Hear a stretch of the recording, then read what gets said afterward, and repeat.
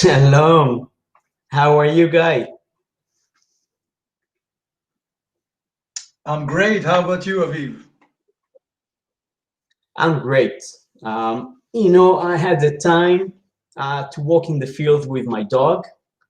Since the COVID-19 started, whenever I know that I have more than 5 minutes on the phone, I put on this ones and I start walking. Otherwise we'll become a balloon. Thank you. Well, lucky for me, I don't have the time to become a balloon. I have 4 kids, so my hands are full all the time. I usually I appreciate if I have 2 minutes to sit down and eat something without somebody snatching it from me. That's great. I mean, we discussed this morning, noon, and you are so busy, Guy. How do you manage all that? Oh yeah, I think in the States and Canada, people are now in the mid of this crisis. So maybe I can tell them something that is a little bit, um, let's say it's good news. I was with no work completely for 2 months due to this COVID-19, and now once we started getting back into motion, things just picked up almost from the same spot as if people were just waiting. And yeah, I had a pretty crazy day today. Still have it. I still have it. But this is not this is now the cherry on the pie. What, a break from the kids? No, going live with Israel Unlimited. Amazing. So we're gonna wait a few more minutes for people to pick up their drinks and join us. Sure. And and you were in the army, right? In the reserve this week, training Yes, some yes, we had soldiers. to. Yeah, the fun thing was that we actually interviewed soldiers using computer softwares. We didn't even sit beside them Really? due to this COVID, and we just zoomed it, you know. So it's funny. It's funny how Amazing. things change. Yeah. Yeah. I mean, I want to take the people that are watching with me on an airplane in 1998 after I finished my military, and I flew to South America. I flew knowing that I'm going to be there for a year. I stayed there over a year, and on the way there, my mom asked me to listen to the set, and I was listening to a psychologist talking about the big phenomena called the big trip for Israelis that everyone is doing. Some doing it in the Far East, some in South America. The intelligent one goes to South America. That's what I know. And Really? they were talking about two types of tourists or two types of Israelis. One is an observant, and the other one is a participant. The observant will discover the world, but he will look at people. The participant will participate with them. He will eat with them, sleep with them, dance with them, and then his experience will enhance. When I started Israel Unlimited, that was in the back of my mind. To take the people and to give them, let's say, the Israeli way of traveling, which is breaking the ice very fast and get to know the people. People connect to people, right? Yeah. I mean, you can. It's like it's like in my classes. If you walk and you walk with me, and I'm guiding you and I'm showing you a plant that you can use for, let's say, um, using it as a moisturizer for your dry hands because it has certain qualities that will heal your skin faster. Some people will say, "Oh, okay, that's great," And some people will break down the plant and really, put it on their hands and really feeling it and smelling it. And those people that will really participate will remember it better, and they're just going to remember it. The experience, the smell, the feeling, the touch. And those people that are just observing will say, Yeah. well, what was the name of that plant? There was some kind of plant doing something Right. moisturizing thing. So yeah, that's the Right. becoming a part of it. Guy, I won't forget a couple that traveled with me a long time ago, and they are very high end. They live in New Jersey, and I took them to a Bedouin tribe, and we walked into the tent, and they sat on the ground and they ate matfun, chicken, with their hands. Of course, they asked me where is the fork and knife, but I said, "This is your fork and knife." And guys, Yeah. swear to God, every time I meet them, they say, "Take me to Juma, take me to Sheikh Juma." You know. We took Yeah. them off we took Eating. them off their balance. Yeah. So I want to start. I want to start and being proud to start this series of interviews, workshops, and seminars of Israel Unlimited in the month of June, while some people around the world are still in lockdown because of COVID-19, and God forbid for other reasons right now, especially in the US. Um, we want to bring you the best of the best resources that is part of Israel Unlimited team, the company that I founded in 2008.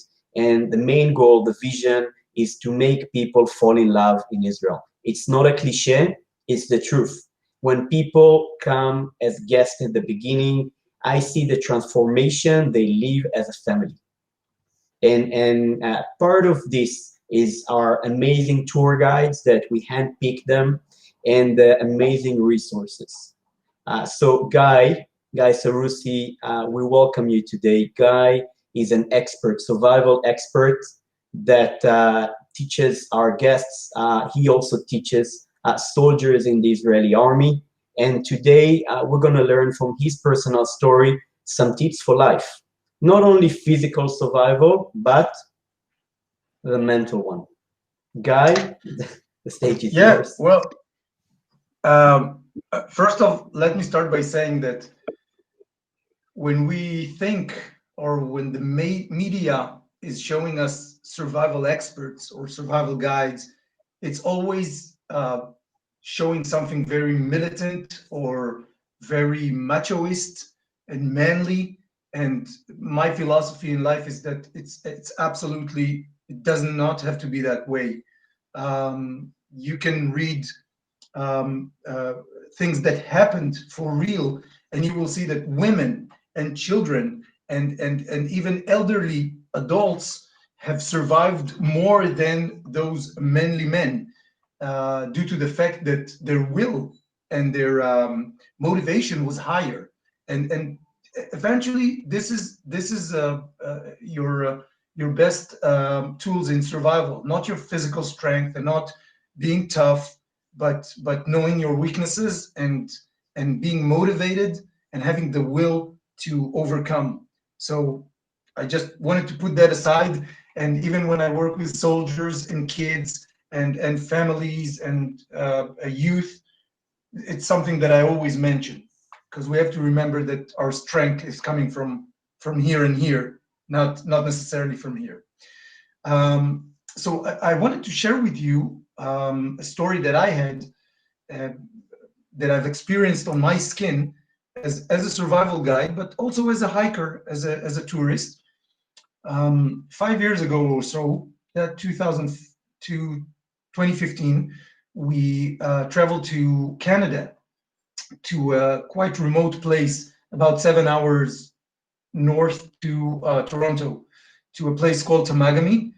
And we decided to go, myself, of course, and Itai, who was a guide that worked with me at the time, and another guy named John, who was also in the Israeli army, and he lived in Canada. And we decided to take a canoe boat, which is to whoever doesn't know, it's an Indian traditional boat.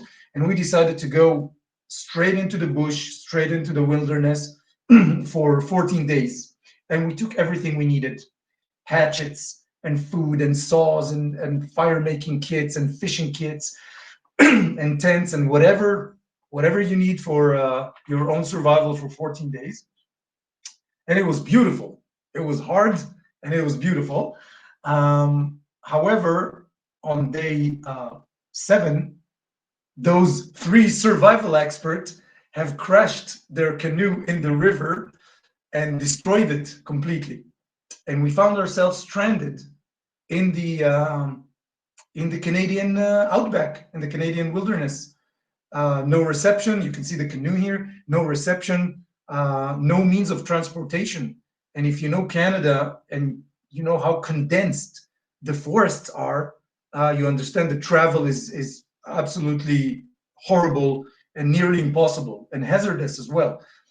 When I asked John, who was one of our team members, I said, "What would the Indians do?" And he said they would sit down and wait for the rivers to freeze so they can walk back home instead of bushwhacking in the forest. Eventually, we had no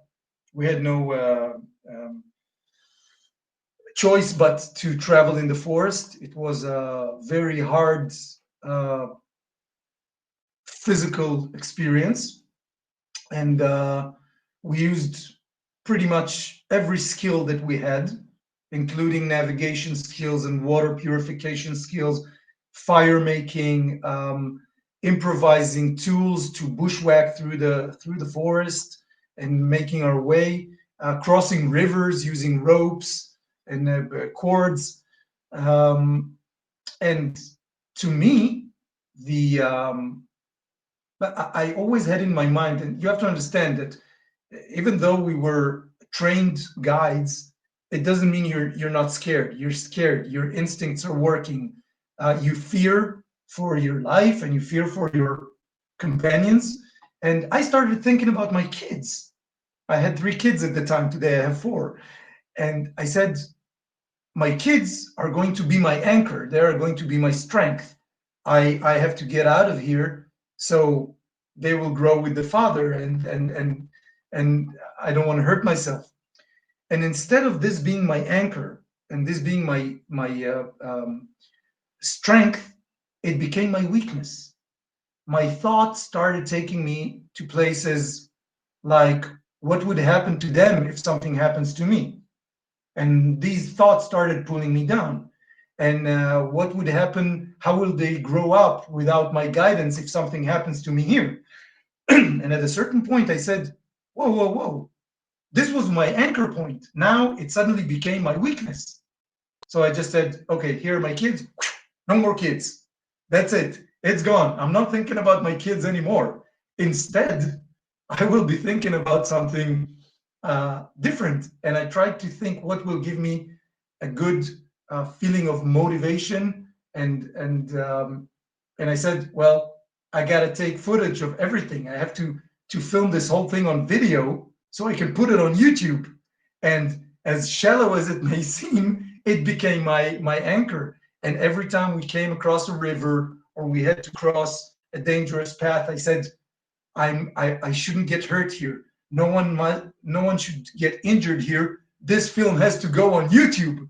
And this became the anchor point.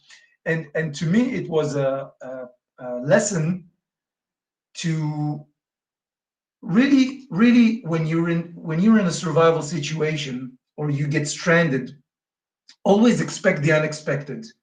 Things that you thought might help you might become your weakness. Things that you've prepared for emergency situation might not be as efficient as you thought. So always be creative, adapt, and just overcome. So this is my little story, and I hope you liked it. And if you want to see the whole footage, it's on YouTube. So I've managed to bring it on YouTube and myself back alive. Guy, I have a question. I mean, I know the story, I've seen the movie, I know it pretty well. The three of you are excellent. You are expert in survival.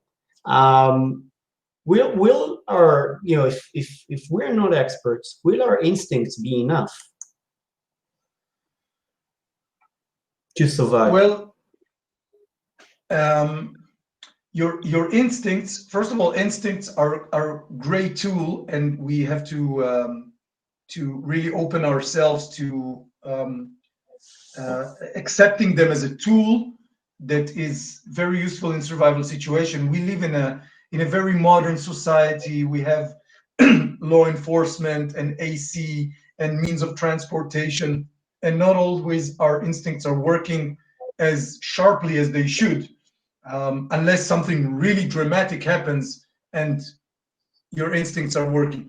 So we all have instincts. If we're going to see a loose dog that is trying to bite people on the street, all of our instincts will probably do the same thing and try to get as far as possible from that situation as you can.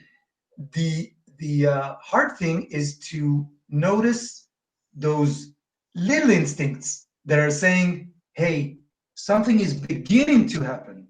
Something is beginning to go down this slope," and understanding it before it becomes this big loose dog that is running all over.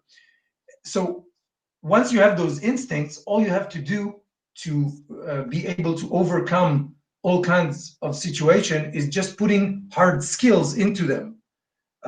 For example, if your instincts are telling you, okay, this is the only way out from this canyon, but the slope is too steep, and my instincts are telling me, hey, pull back, don't go there.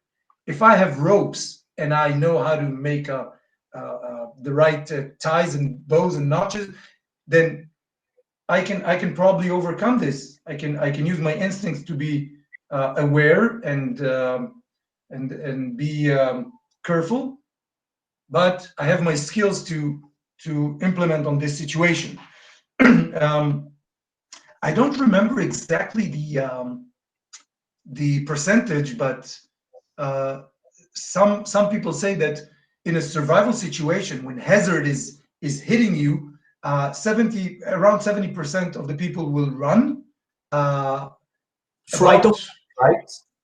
Yeah, they will see a hazard and they will run away, which is a great thing to do. Run away from hazard. Mhm. Around 15% will start reacting to the situation and trying to overcome it. For example, if there's a fire going on, most of the people will run. Some people will stay and really fight the fire. And there is a very small percentage of people that will freeze, will just freeze and hold back.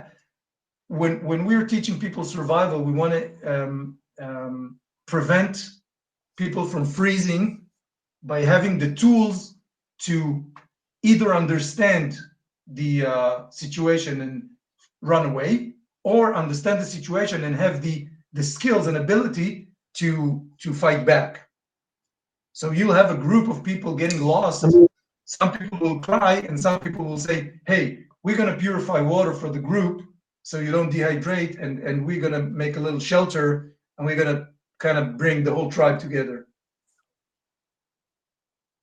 so that's why we're here tonight, right? To understand what are the factors to survival. When do you understand that you're in a survival mode? Because if I take someone in a bus in Israel and tell him get 50 shekel from one of the passengers, that's survival mode, right? And I take his money. For others, okay, I'll do it. So Well, we try to map survival situations in a simple way. I mean, if I'm going to let you all imagine a survival situation, some people will think of a plane crash on a deserted island, or a boat stranded at sea, or being mobbed at a dark street, or getting caught in a building going on fire. But there are basically six. Where's the six situations that are survival situations, and they all get lined up on a scale of 1 to 10. Okay, so some survival situations are 1, 2. Some of them are 9, 10. So the first situation is being physically threatened. It can be by fire, not having enough water in the middle of the desert, having your water bladder exploding in your backpack. Happened to me. And now 20 kilometers front, 20 kilometers back, and no water. So I'm being physically threatened by getting dehydrated. So physically threatened, it can be anything that will threaten you physically. Emotional threats are just as powerful. If they are strong, let's say you lose a member of your family, God forbid. What happened to people? We have the Shiva. We come and we sit with the people, we hug them, but people will not eat, or they will only sleep, or not sleep at all. They wouldn't want to communicate. Eventually, emotional threats and emotional situations will affect physical. And once it affects physical, it's physical. So it's a survival situation as well. Um, we also have today in modern society, we usually lose our car in the parking lot, and then we go like, where's the car? But being lost, getting Seinfeld, lost right? is Yeah. what? Seinfeld I, talked a whole episode about losing their car in the parking lot. But oh, really? continue. So being lost is a very terrifying situation. Being really lost, not being in an airport and not finding your gate, but being lost in the wild is very, very scary. When you really 360 degree, you have no idea where to go. This situation can escalate very, very fast.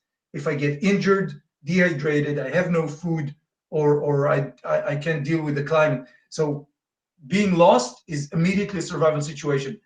Am I lost with gear? I have good gear with me and the means to provide for myself. Then the situation will be 2, 3, 4.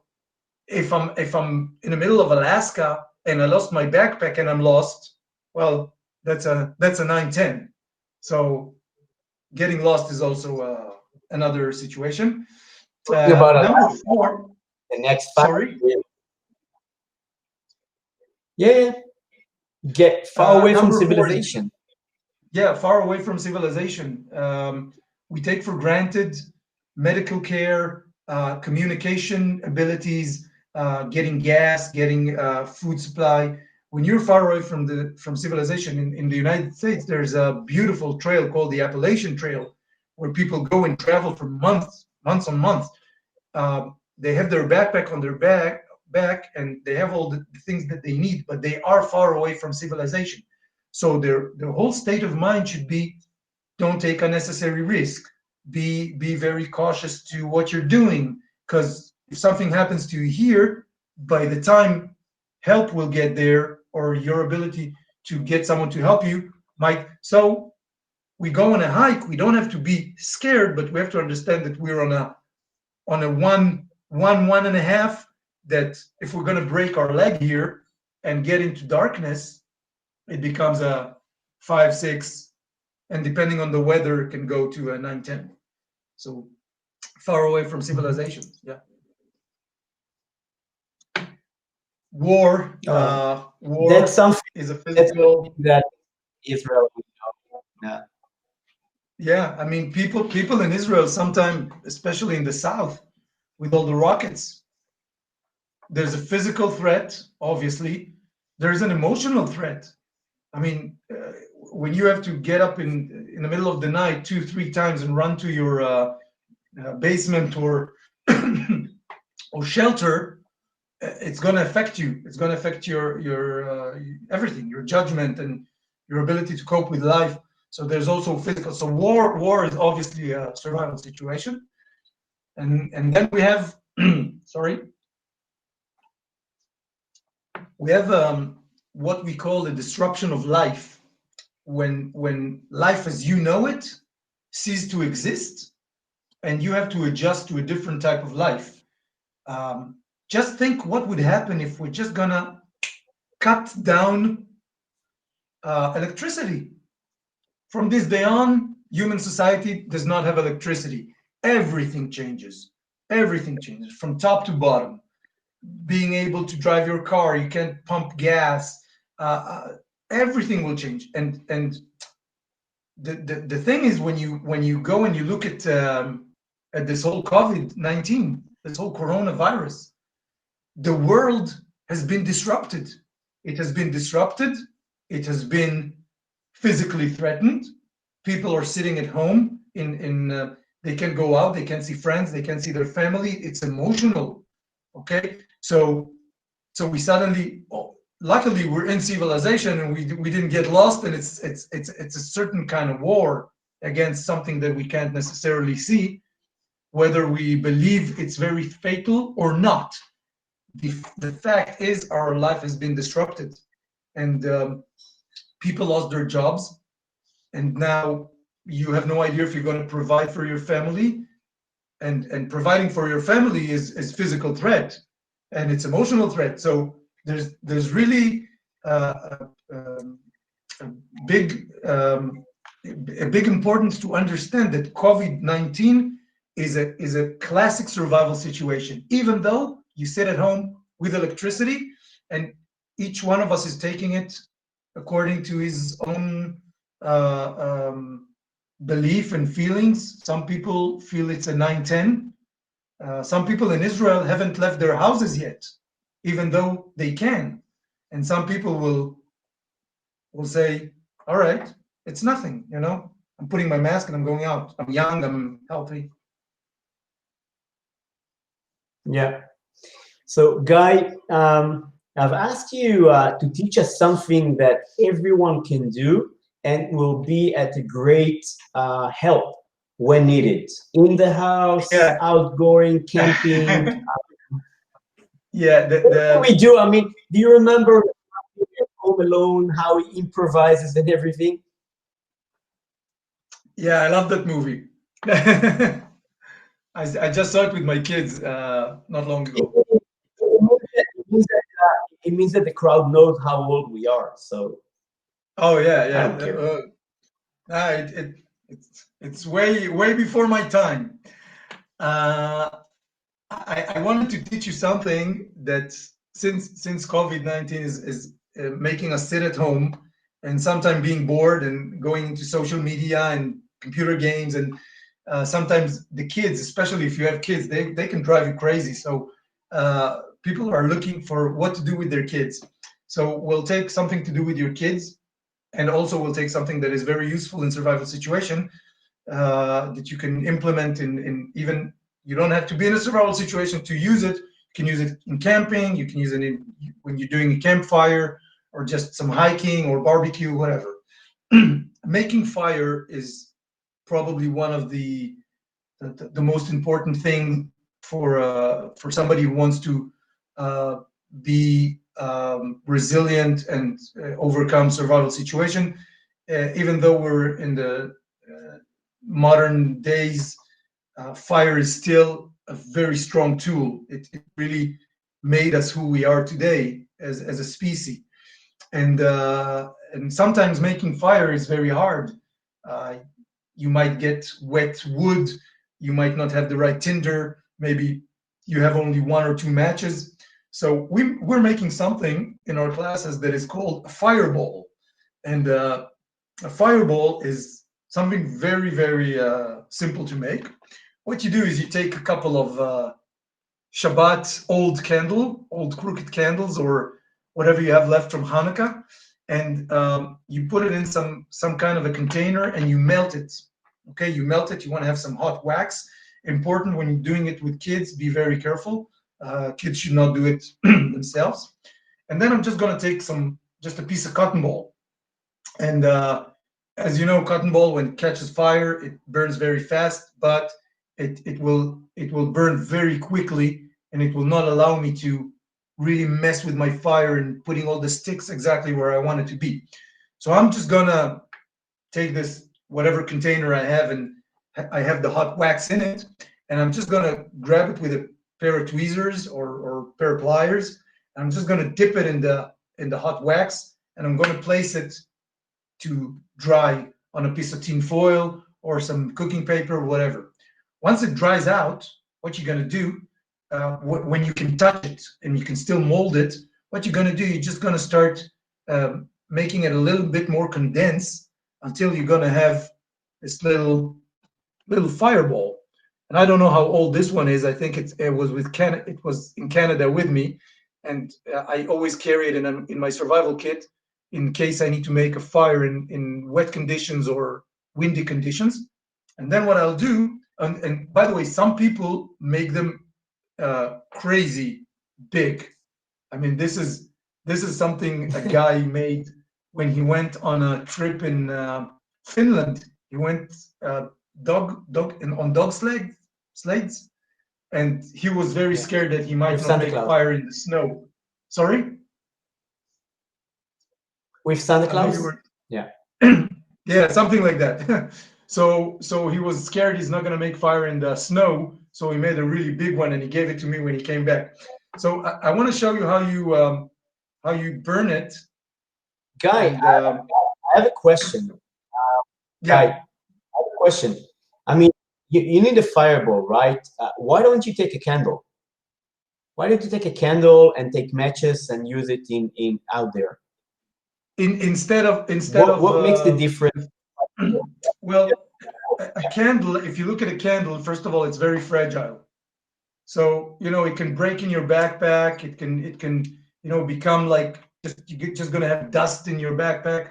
But even if you keep it, if you let's say you keep it in a container and it's not broken, um, when you light it up, you're gonna have a very small flame to work with, and it's pretty hard to put it in the ground and starting to make your fire on it when the fireball, it's pretty much bulletproof. I mean, you can throw it in your backpack, you can put it in your pockets. It's very hard. Even if I step on it, nothing's going to happen to it. You can drop it in water, and when it burns, the first flame will be very small, but after a couple of minutes, this whole thing is going to burn very with a very big flame. And it's even if you're going to have high winds, it's not going to put it off. It's going to become like a little torch, and you can put it on muddy soil and burn it and make your fire on it. You can even put it in. I even lit fireballs, and I placed them on a little pond of water, and they just float and burn.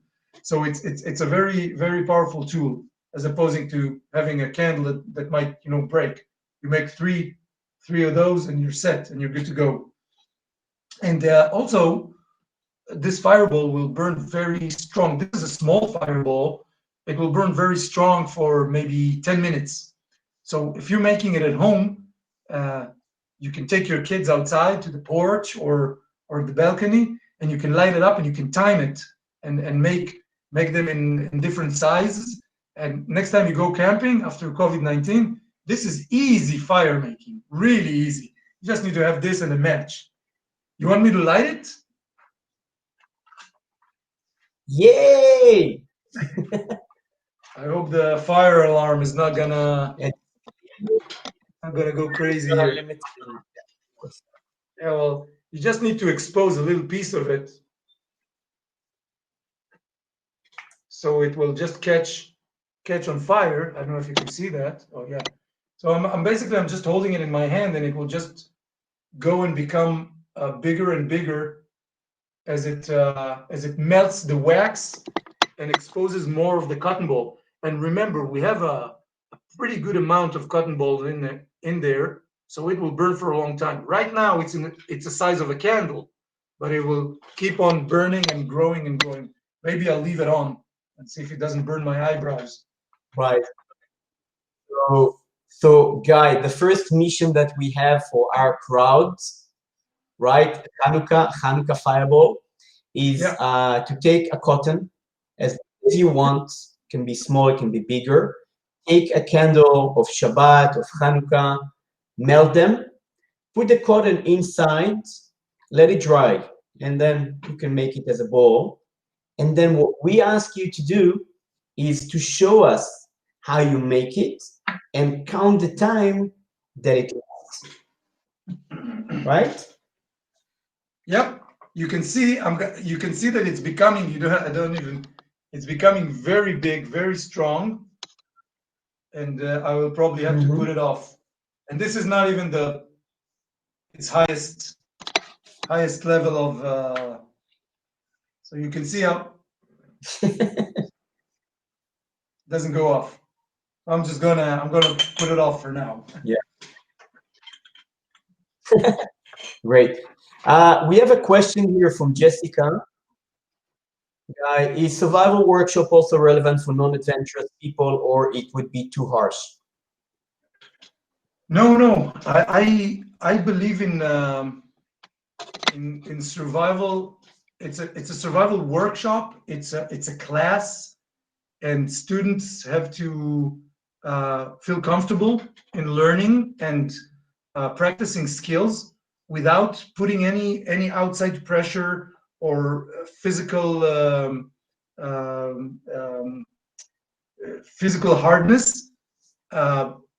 You may have to go and collect firewood, or to try and light fire with friction if you like, or building your own shelter with my help.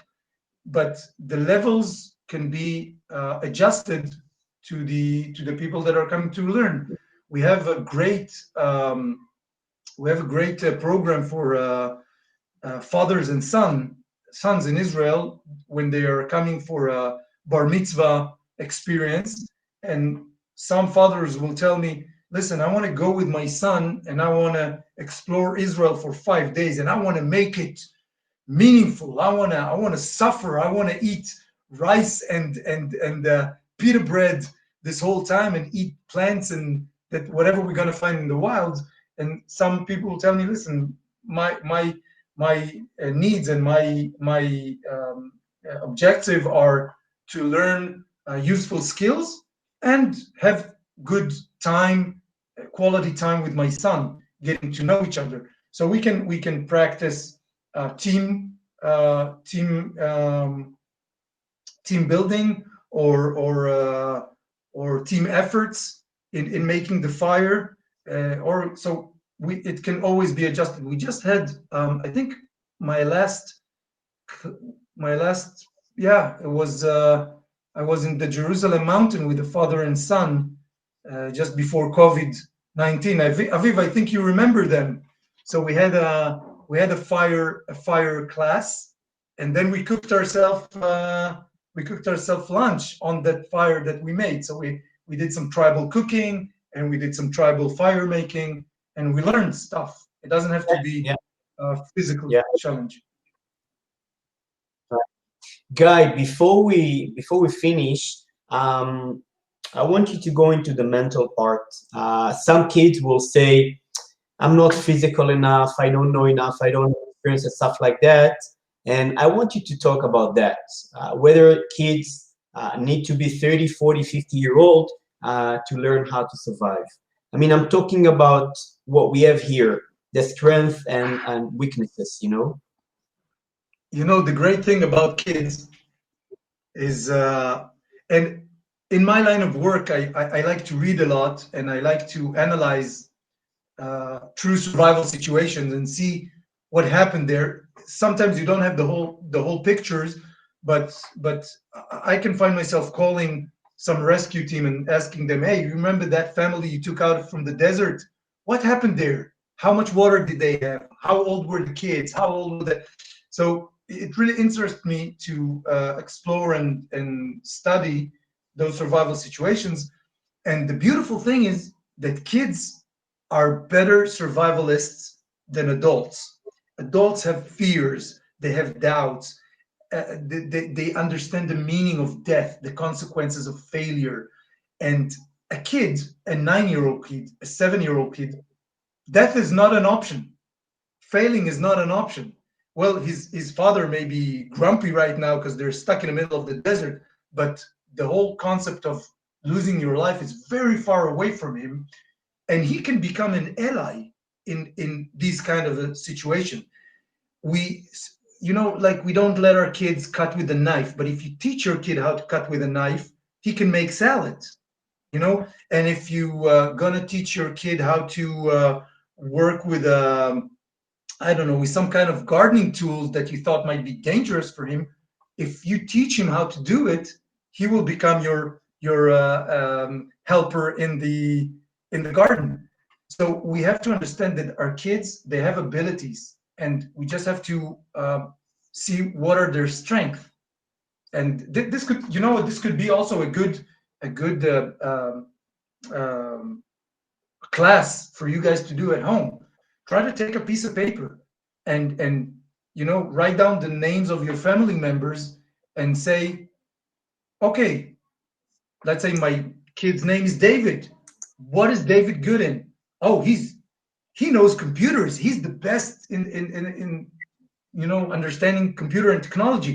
Well, he's going to be in charge on technology if something happened. He's going to be our tech guy. And what about Jessica? What does she know how to do? Oh, she's a fast runner and she's very athletic.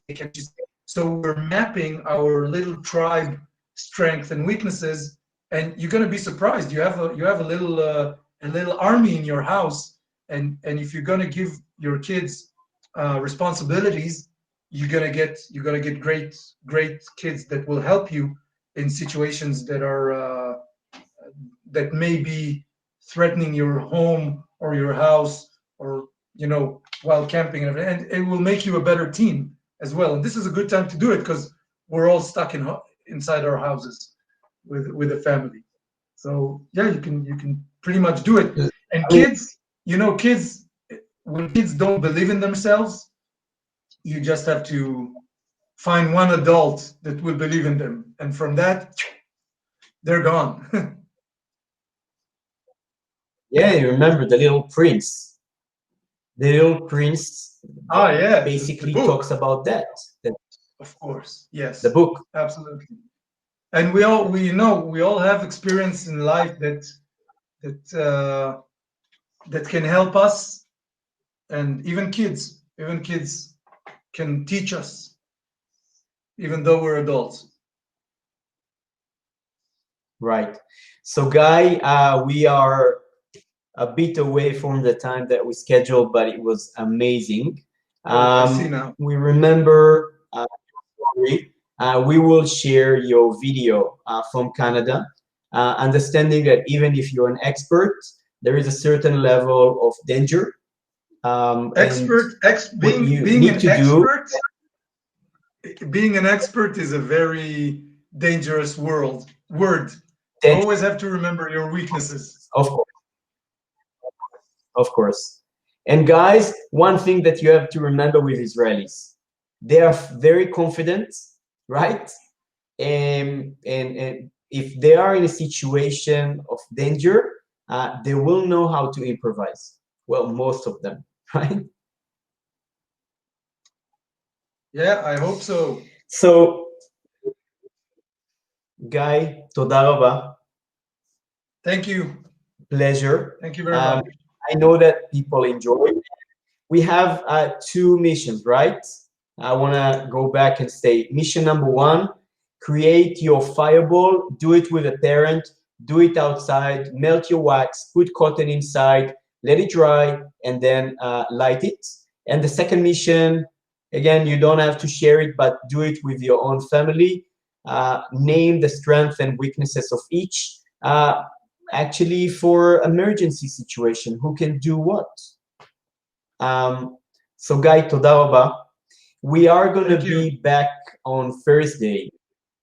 We're going to be back on Thursday at 9 p.m. Israel time and 2 p.m. Eastern time with cooking. Cooking is my favorite, and Israeli cooking is even best. We're going to do it with Tali. She's a amateur chef, but has a great heart. And we're going to reveal tomorrow what we're going to cook. We're going to tell you what recipes we're going to do, what ingredients you need to bring to the workshop. And just want to wish you have a great week. Thank you very much for participating in the session with Guy about survival. Guy, toda raba. Bye bye.